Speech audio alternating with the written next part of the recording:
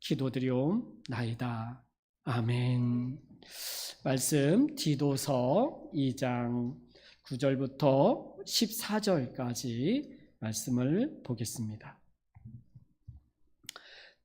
디도서 2장 9절부터 우리 14절까지 말씀입니다. 우리 함께 한 목소리로 같이 봉독합니다. 시작.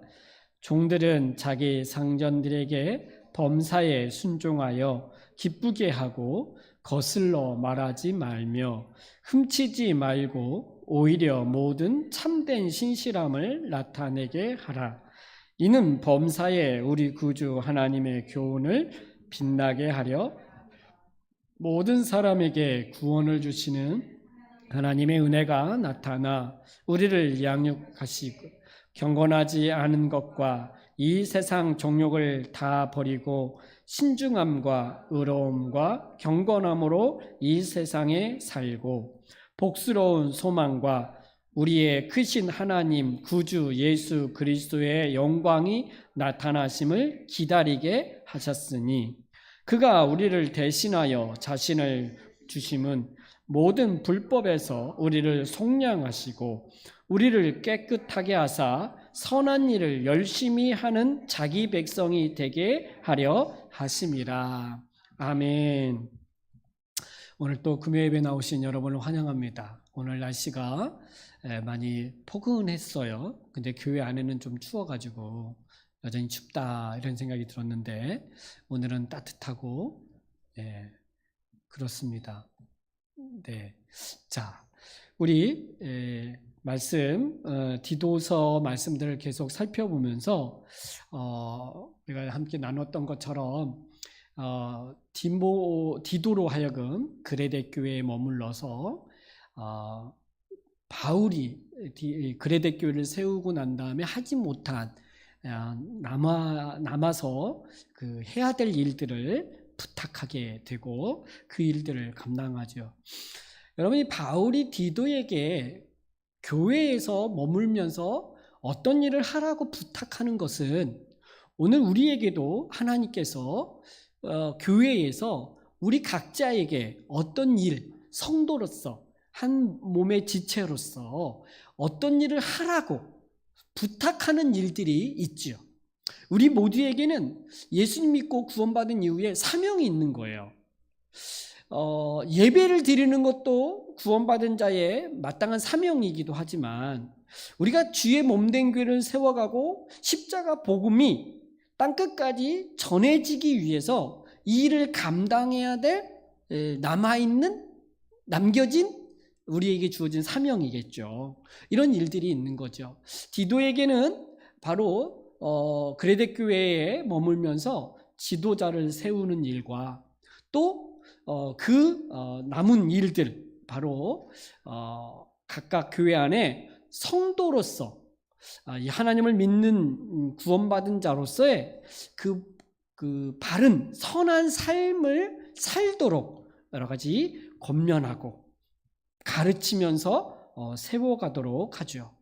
우리가 2장을 지난주에 살펴보면서 네 부류의 사람들에게 권면의 말씀들을 했어요. 좀 듣기가 거북스러운 말이기도 하지만 늙은 남자, 늙은 여자 뭐 이런 표현을 쓰면서 이렇게 젊은 여자, 젊은 남자 이렇게 각각 하나님을 믿는 사람으로서 이렇게 어떻게 행해야 되는지 그 삶의 내용들을 이야기를 했죠. 그 중에 반복되어지는 단어가 바로 신중함이었어요. 신중하다라고 하는 것은 어떤 말이나 행동에 있어서 가볍게 말하지 않고요, 좀 더 진중하게, 좀 무게 있게 이렇게 말하는 걸 말하고 행동하는 것을 말하는 것이죠. 우리가 사람들이 하나님 믿고 난 다음에 말이나 행동에 있어서 그저 내가 하고 싶은 말 다 하면서, 내가 하고 싶은 일 다 하면서 그렇게 사는 것이 뭐 행복이라고도 말하는 사람들이 있지만, 세상에서는 우리 그리스도인들은 말할 때나 행동할 때 내가 하고 싶은 대로 다 하는 게 아니에요. 왜요? 약간 울리죠? 우리가 하나님 앞에서 말을 하고 하나님 앞에서 행동하기 때문에 내가 이런 말을 할 때 하나님 앞에 합당한가? 그것이 하나님의 기쁨인가? 생각하면서 말할 때도 행동할 때도 좀 무게 있게 가볍게 하지 말고 좀 무게 있게 좀 생각하면서 신중하게 생각하면서 말도 하고 행동을 해야 된다라는 이 신중함이라는 단어로 네 부류의 대상들에게 이 말을 했어요. 그 이유는 바로 하나님의 말씀이 비방받지 않게 하려 함이다. 또 너희를 대적하는 자들을 부끄럽게 하고 우리를 악하다 하지 못하게 하기 위함이다. 그래서 좀 하나님을 믿는 사람들은 좀 말을 하거나 행동할 때 좀 신중해라. 이렇게 말하는 이 신중함이라는 것을 또 이렇게 반복해서 이렇게 말하는 것은 그레데 지역에 있는 사람들의 특성 때문이었죠. 여러분 디도서의 1장에서 이 그레데 사람들에 대해서 어떻게 평가했어요? 12절에 보니까 항상 거짓말장이며 악한 짐승이며 배만 위하는 게으름뱅이다 이렇게 얘기했잖아요. 거짓말하기 좋아하고 사납고 거칠 짐승 같은 사람들, 그리고 그 어떤 자기의 유익만을 위해서 살아가는 사람들이 그레데 사람들의 특징이었기 때문에 그래요. 그러다 보니까 너무 행동하는 거나 말하는 것들이 가볍고 좀 하나님 앞에서 경건함과 거룩함의 모습이 아니라 즉흥적이고 이렇게 행동하는 것들에 대해서 이 디도로 하여금 좀 신중하면서 신앙생활할 것에 대해서 권면을 했죠. 그리고 또 한 부류에 대해서 또 권면을 하는 게 9절, 10절이에요. 바로 종들이죠. 종들. 여러분 종들에게 대하여 권면하는 내용들이 뭡니까? 자기 상전들에게 범사에 순종하여 기쁘게 하고 거슬러 말하지 말며 흠치지 말라. 아마 종들은 상전에게 기본적으로 순종해야 되죠. 그리고 주인이 시키는, 상전이 시키는 일을 좀 성실하게, 좀 충성스럽게 맡겨진 일을 잘 감당함으로 그 일을 맡긴 일을 기쁘게 해야 돼요. 그리고 종들은 주인의 것을 일을 하면서 흠치면 안 돼요. 이 말은 아마 흠치는 일들이 많았던 것 같아요. 그리고 종들이 상전에게, 주인에게 순종하는 건 당연한 일인데 이 순종하지 않게 되는 일이 벌어진 것 같아요. 이유는 여러분 이 종들은 또는 상전에게 이렇게 말할 때 상전은 예수 믿는 사람인지 아닌지는 잘 모르겠지만 아마 종들에게 권면하기 때문에 종들은 예수님 믿는 사람들일 거예요. 근데 예수님 믿는 사람들인데 또 상전이 똑같이 예수를 믿는 사람이에요. 그러면 예수님 안에서 우리는 신분이 같다 그랬잖아요. 우리는 주의가 같고 같은 은혜 아래 예수 그리스도 안에 있는 한 몸이요 한 가족이 되잖아요. 그러니까 예수 믿기 전에는 주인에게 막 복종하고 주인이 시키는 일들을 다 하다가 예수님을 믿은 이후에 그 이후에는 교회 안에서는 똑같은 어떤 위치, 똑같은 신분과 이런 어떤 존재로 살다 보니까 그냥 형제님, 자매님 이렇게 부르다가 직장 또는 일터에서는 거기에서는 오히려 또 다른 어떤 질서 안에서 해야 되는데 교회 안에서 그 세워진 그 관계를 똑같이 유지하면서 좀 주인이 뭐 좀 하라 그러면 꼭 말대답하고 꼭 내가 이걸 해야 됩니까? 라고 말하면서 같은 형제인데 같은 예수 믿는 사람들인데 이렇게 말하면서 안 한다는 거예요. 그래서 교회 안에서 예수 믿고 한 몸 한 지체가 되었다 할지라도 일터에서는 종들은 상전에게 기본적으로 범사에 순종해라 이렇게 권면하고 있는 거죠. 그게 월급을 받는 자로서의 마땅히 해야 될 일들이에요. 물론 불의한 일들을 시키거나 어떤 뭐 안 좋은 사회적 악을 행하는 일을 시키는 것에 대해서는 이야기할 수 있겠죠. 하지만 기본적으로 종들은 상전에 시키는 일에 순종하는 것이, 그것이 그리스도인들이 가져야 될 태도요 자세예요. 우리가 예수 믿고 난 다음에 한 지체 안에 되었다 그래서 막 함께 막 같이 맘먹으려고 그러고 같이 대들려고 그러고, 여러분 여기서 기쁘게 하고 거슬러 말하지 말며 할 때 이 거슬러가 무슨 단어인 줄 아세요? 말대답하지 말라는 거예요. 말대답. 예수 믿기 전에는 꼼짝 못했던 사람이 예수 믿고 나서 같은 형제라고 말하면서 무슨 일을 시키면 꼭 말대답하고 이렇게 한다는 거예요. 그러지 말라는 거예요. 이게 왜? 그리고 훔치지 말라는 거예요. 뭐 싹을 제대로 안 줬다든가 뭔가 좀 힘든 일을 좀 더 시켰다든가, 그러니까 또 악한 마음에 주인의 것을 훔치는 일들도 있었던 것 같아요. 그러니까 우리가 회사에서, 직장에서 일을 하면서 이게 회사의 것들을 그냥 쉽게 막 도용하려고 하는 것들, 이런 자세를 갖는 것은 안 되는 거죠. 그 이유가 있어요. 이유가 뭡니까? 이는 범사의 우리 구주 하나님의 교훈을 빛나게 하려 합니다. 여러분, 하나님의 교훈을 빛나게 하려 합니다. 이 말이 아마 빛나다, 이건 뭐 드러내다라는 말일 거예요. 그럼 하나님의 교훈은 뭘까요?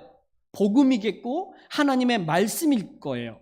하나님의 말씀이, 십자가 복음이 하나님의 은혜가 드러내도록 하기 위해서 종들은 상전들에게 순종하고 말대답하지 말고, 그리고 훔치지 마라, 이렇게 이야기해요.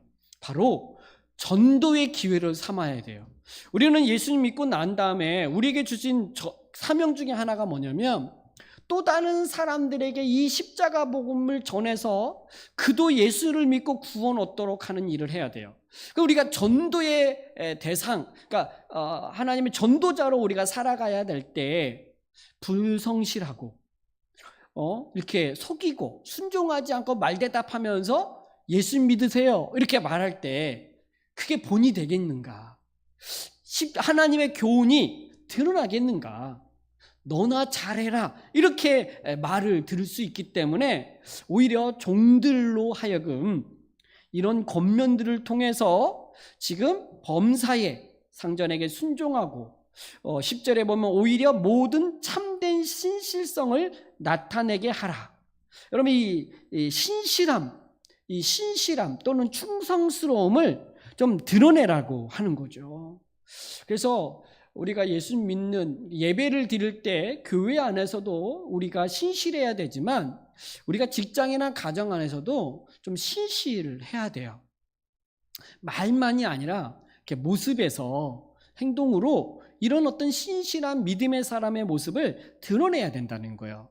그것은 내 인생, 내 삶, 내가 내 것이 아니고 나를 통하여 하나님께서 이 구원의 역사를 이루어 가려고 하시기 때문에, 하나님의 뜻을 드러내는 통로로 나를 사용하려고 하시기 때문에 우리는 말하는 것이나 행동하는 데 있어서 신실성을 가지고 해야 된다는 거예요. 아마 이 말은 이 당시 종들에게 있어서 굉장한 메시지였었던 것 같아요.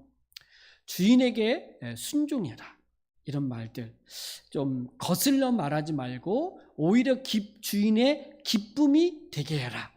여러분 이 구절에서 기쁘게 하고 할 때는 이 하나님도 기쁘게 하는 기쁘게 하는 걸로 말할 수 있겠지만 상전을 기쁘게 하는 거예요. 그러니까 어떤 일을 좀 맡기면 그 일에 신실하게 충성스럽게 그 일을 잘 해내는, 그래서 그 맡긴 이로 하여금 기쁘게 하는 일을 그렇게 하라는 거예요. 어떤 일을 좀 믿고 맡길 수 있는 그런 사람으로 살아가려는, 그랬을 때 그가 말하는 복음을 전하거나 전도할 때 그의 말에 어떤 은혜를 얻을 수 있기 때문에 그런 거죠. 그래서 지금 내 부류와 함께 이 종들에게 권면을 하고 그 신실함 속에서 하나님 앞에서 살아갈 것을 권면하죠. 자, 그리고 11절부터 14절은 아주 은혜되는 말씀이에요. 아마 11절부터 14절이 아주 중요한 말씀이기도 한데 11절을 보면 모든 사람에게 구원을 주시는 하나님의 은혜가 나타나. 자, 뭐가 나타났냐면 하나님의 은혜가 나타난대요. 여러분, 하나님의 은혜로 우리가 구원을 얻죠. 이 하나님의 은혜가 가장 절정에 드러난 것이 십자가예요. 그 십자가가 하나님의 은혜의 절정의 모습이거든요. 그래서 그 십자가 은혜로 말미암아 모든 사람, 우리를 죄에서 구원하시는 은혜를 누리게 돼요.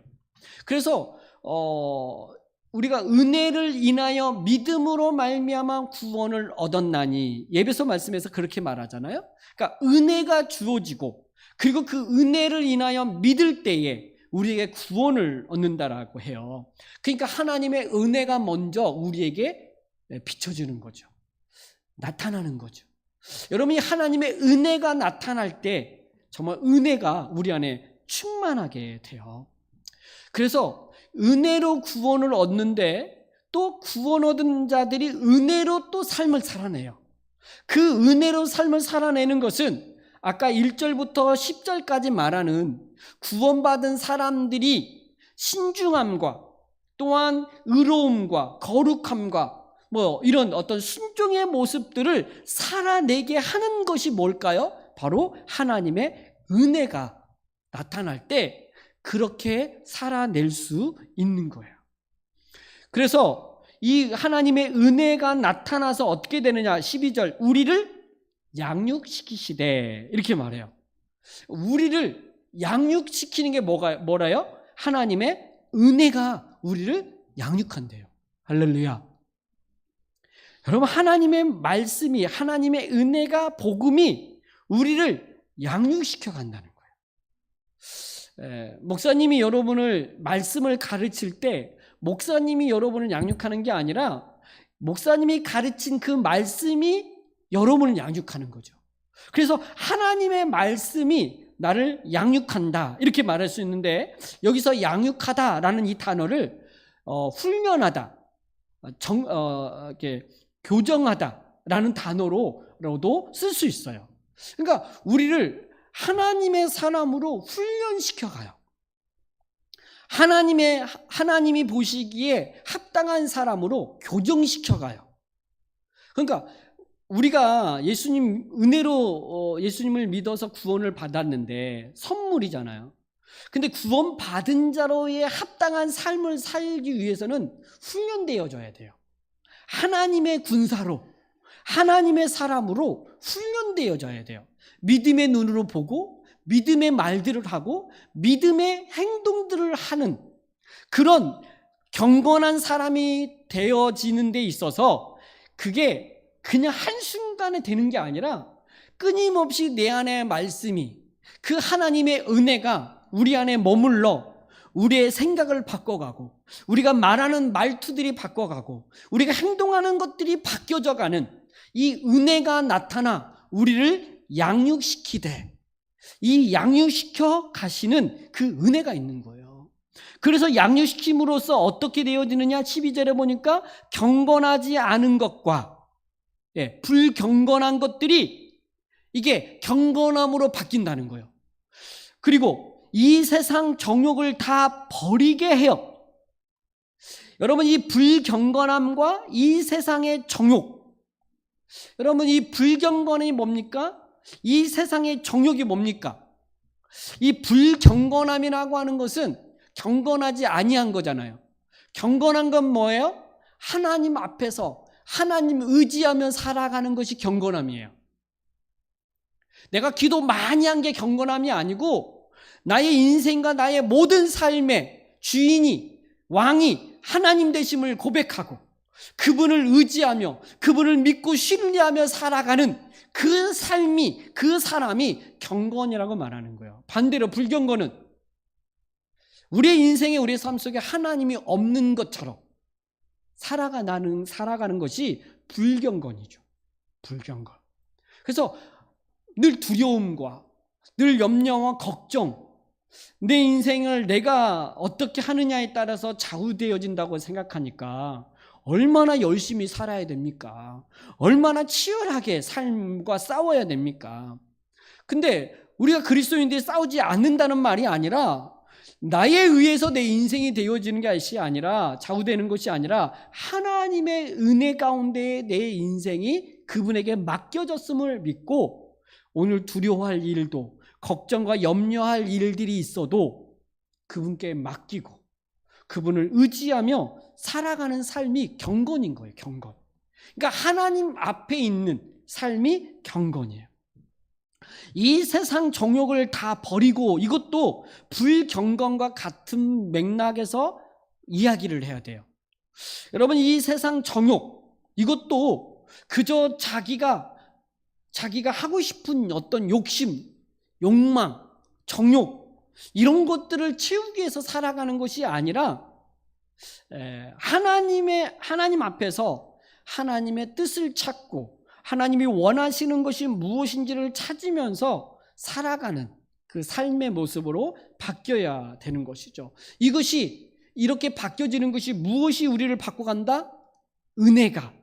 우리를 이런 존재로 양육해가는 것이 바로 하나님의 은혜가 우리를 양육시킨다. 아까 제가 그 신중함에 대한 이 네 부류와 종들에게, 5 대상들에게 이렇게 권면을 하면서 신중함이라는 단어를 넣었잖아요. 그 신중함이라는 것이 아까 가볍지 않고 어떤 사람이나 행동에 있어서, 생각에 있어서 좀 이렇게 신중하게 좀 깊이 생각하면서 그 일을, 어떤 일을 하는 사람, 해야 된다, 이런 말을 할 때 신중함이라고 했잖아요. 근데 이 신중함을 또 다른 번역은 절제함으로도 번역이 돼요. 그래서 다른 번역에는 또 절제라는 단어를 썼는데, 이 절제가 뭐냐면 우리가 어떤 것에 대한 욕망, 뭘 하고 싶은 거, 갖고 싶은 거, 먹고 싶은 욕망들이 있잖아요. 근데 그 욕망을 절제하면서 참는 것, 신중하게 결정하는 것, 이건데 어떤 목사님이 이런 예를 들었어요. 내가 밤에 이렇게 출출해가지고 라면을 하나 먹고 싶은 마음이 생긴 거라는 거죠. 근데 라면을 먹고 싶은 마음이 생겼는데 그 마음이 있는 거예요. 근데 생각해 보니까 라면을 먹고 자면 밤에 잠을 잘 못 잘 것 같아. 그리고 아침에 일어나면 얼굴도 붓고 막 되게 안 좋아. 그러니까 내가 먹고 싶은 이 마음을 절제하고 내가 몸을 더 생각해서 안 먹는 이 절제. 그러니까 어떤 욕망이 더 큰 어떤 욕망으로 이걸 제재하는 거예요. 우리가 가지고 있는 욕망들이 있어요. 세상에서 가지고 있는 욕망들. 그 욕망, 하고 싶은 욕망, 갖고 싶은 욕망, 먹고 싶은 욕망들이 있는데 이것을 하나님의 뜻이나 하나님의 말씀이나 하나님을 믿는 그 믿음으로 인하여서 그것을 하지 않는 절제력, 이것이 또한 신중함이고 이것이 또한 경건함이다라고도 말할 수 있겠다라고 하는 거예요. 이 세상의 정욕을 다 버리고 라고 말할 때 그 하나님이 내 삶의 주인 되심을 믿기 때문에 내가 하고 싶은 대로 다 하지 않아요. 절제력을 가지고 어떤 일에 있어서 신중하게 하는 거예요. 우리는 복음 안에서 모든 것이 자유하다, 모든 것이 가하다, 이렇게 우리에게 복음 안에 있을 때 말씀하세요. 그러나 모든 것이 가하나 모든 것이 다 유익한 건 아니라고 말하고 있어요. 왜? 나에게 할 수 있지만, 내가 할 수 있지만 하나님의 뜻이 아니면 절제해야 되거든. 이게 경건함이에요. 경건함. 근데 하나님 앞에 있지 아니하면 이 경건함, 이 절제력이 상실되죠. 그래서 내 욕구, 내 어떤 정욕이 더 크게 좌우되어질 때 밤에 라면 2개 먹는 거죠. 치킨도 먹고. 그러니까 어떤 이 절제력이 우리 안에 갖는 것, 이유는 그 또 다른 어떤 더 큰 것들을 생각하면서 이 욕망을 누르는 거예요. 절제하는 거죠. 하나님을 기억하고 하나님 앞에서 살아가는 이 경건함이 우리의 삶에 통제하고 절제하고 신중하게 만들어내는 것이 신자의 일상의 삶의 내용들이라고 지금 말씀하고 있는 거예요. 그래서 이 은혜가 양육되어지는 사람은 불경건함에서 경건함으로 가고 이 세상 정욕을 조금씩 버려가는 거예요. 절제하는 거예요. 공부도 높은 지위 올라가는 것도 어떤 선에서는 절제하는 거예요. 왜? 하나님의 뜻을 이루기 위해서, 하나님 앞에서 내가 살기 위해서 어떤 선에서는 절제해야 되는 것이 필요하죠. 그러므로 이 불경건함과 이 세상 정욕을 다 버리고 12절에 뭐라 그래요? 신중함과, 또 나왔어요. 여기 신중함, 의로움과 경건함으로 이 세상에 살게 한다, 이렇게 말하죠. 그러니까 은혜로 양육되어지는 사람의 그 모습은 신중함과 의로움과 경건함으로 이 세상에서 살게 해요. 신중함이라는 이 단어가 굉장히 디도서에서는 중요한 단어이기도 하고 그리스도인들에게 가져야 될 자세나 태도 중에 하나로 지금 이야기하고 있어요. 절제력, 이 부분이죠. 의로움, 경건함으로 살아내는 거죠.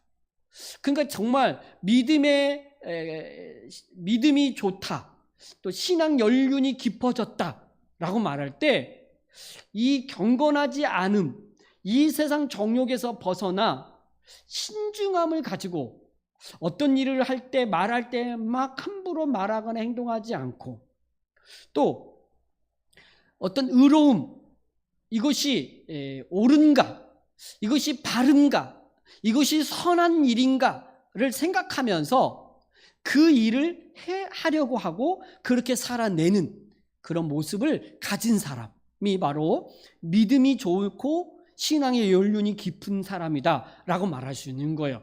연륜이라고 해서 오랜 시간이 아니라 믿음의 연륜은 이런 모습이 드러나야 될 때 좋은 믿음의 사람, 이런 신앙을 가진 사람이다 라고 말할 수 있는 거죠.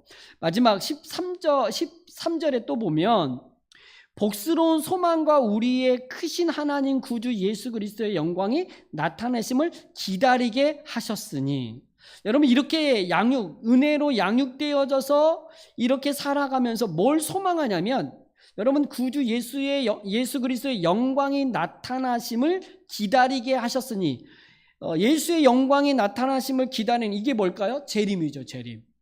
예수님이 다시 오심을 기다리면서 이런 삶을 살아내는 거예요. 그러니까 우리의 인생의 끝이 있잖아요. 우리 생애의 끝이 있어요. 그 끝은 주님이 재림할 때도 끝이라고 말할 수 있지만 우리가 죽음으로 인하여 인생의 끝이 있죠. 이 끝을 향하여 삶을 살아가면서 어떤 모습이어야 되느냐? 하나님의 은혜로 양육되어져 가면서 바로 불건건하지 않은 것과 이 세상 정욕을 버리고 신중함과 의로움과 경건함을 가지고 주의 재림을 기다리면서 살아내는 삶, 이것이 오늘 예수 믿고 구원받은 신자들의 삶의 내용이어야 된다, 이렇게 말하고 있어요. 그레데 교인들이 이 말씀을 듣고 또 디도가 이 그레데 교회에서 이 말씀들을 가르치면서 아마 거칠고 사납고 배만 위에서 살아가고 그저 거짓말하기를 쉽게 하는 사람들 앞에서 이런 삶의 모습을 제시하고 우리 모두 이런 신자의 모습을 가지고 살아갑시다, 이렇게 이제 가르치고 권면하고 있는 거죠. 이것은 또 오늘 우리에게도 동일한 것이고, 마지막 14절, 왜 하나님께서 우리를 그 십자가의 은혜로 구원하셨는가, 그 구원의 목적이 무엇인가를 말씀해주고 있는 아주 귀한 말씀이에요. 우리 14절 한번 같이 읽어볼까요? 자, 시작. 그가 우리를 대신하여 자신을 주심은 모든 불법에서 우리를 속량하시고 우리를 깨끗하게 하사 선한 일을 열심히 하는 자기 백성이 되게 하려 하심이라. 아멘. 여러분, 우리를 대신하여 예수님이 죽으심은 모든 불법에서 우리를 속량하시기 위함이다. 더 이상 불법을 저지르지 말라는 거예요. 더 이상 하나님 없이 살아가는 삶을 이제는 버리고 이제 하나님 앞에서 경건하게 살아라. 이것을 위해서 우리를 속량하셨다. 이렇게 첫 번째 우리를 말씀하시고, 두 번째는 우리를 깨끗하게 하신 것. 우리는 예수 그리스도를 믿을 때 그분 안에서 흠이 없는 거룩한 하나님의 백성, 깨끗한 자가 되죠. 우리가 지은 모든 죄 사함을 얻었기 때문에 우리는 그리스도 안에 있는 의로운 존재가 되었기 때문에 우리는 그리스도 안에서 깨끗한 자예요. 그럼 깨끗하게 하신 목적이 뭐예요? 선한 일을 열심히 하는 자기 백성 되게 하기 위함이다. 이게 구원의 목적이에요. 내가 예수님 믿고 구원받은 이후에 우리가 왜 나를 구원하셨는가? 내가 무엇을 어떻게 살라고 나를 구원하셨는가? 이렇게 물을 때에 하나님은 우리에게 답변하시죠. 선한 일을 열심히 하는 하나님의 백성 되게 하기 위하여 내가 너를 구원하였다. 이렇게 얘기해요. 하나님의 선한 일, 이 선한 일을 열심히 하는 거예요. 옳은 일이겠죠. 옳은 일, 선한 일은 옳은 일이에요. 하나님 앞에서도 옳고 다른 사람 앞에서도 옳은 일이에요. 하나님 앞에서도 영광이 되고 다른 사람에게도 유익되는 거예요. 아마 그 유익의 가장 절정의 모습은 그가 하나님의 사람으로 온전케 되기 위해서 행하는 것이 선한 일일 거예요. 그러니까 믿음이 약한 사람이 이 믿음이 온전한 믿음에 이르도록 선한 일을 돕는 거죠. 더 하나님의 사람으로서의 합당한 삶을 살지 못하는 사람들로 하여금 선을 행할 수 있도록 다른 사람을 사랑하며 다른 사람을 위해서 희생하며 살아가는 사람으로 이렇게 성장할 수 있도록 돕는 일이 바로 선한 일이죠. 이 일을 위해서 열심히 하도록 하기 위해서 우리를 구원하셨다. 이렇게 했어. 여기서 열심히가 강조점이죠. 열심히. 선한 일을 열심히 해야 돼요.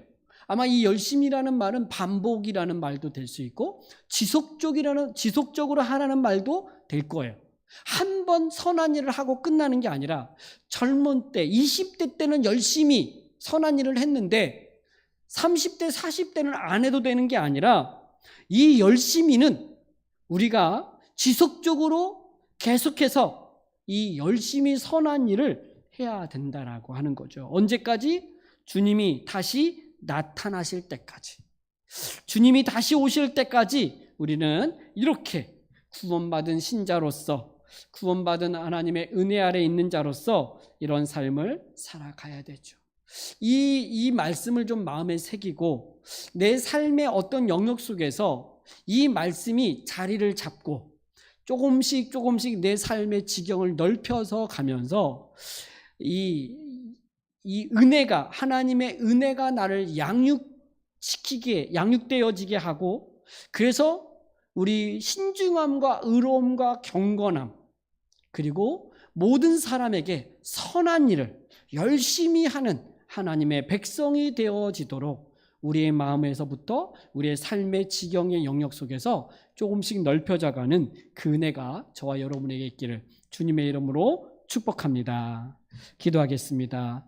하나님 감사합니다. 오늘 또 우리에게 말씀하여 주셔서 우리의 신앙, 우리의 삶, 우리의 심령을 점검하면서 하나님의 사람으로서, 하나님의 백성으로서 어떻게 살아가야 될지를 다시 한번 깨닫게 하시고 마음에 이 말씀을 또 새기게 하여 주시니 감사합니다. 우리의 심령 안에, 우리의 삶 가운데에 이 말씀의 열매들이 맺혀져 갈 수 있도록 하나님 축복하여 주시고 성령님 우리 안에서 역사하여 주시옵소서. 감사드리며 예수님의 이름으로 기도드리옵나이다. 아멘. 우리 찬양, 나 주님의 기쁨 되기 원하네, 함께 찬양하고 기도하는 시간 갖겠습니다.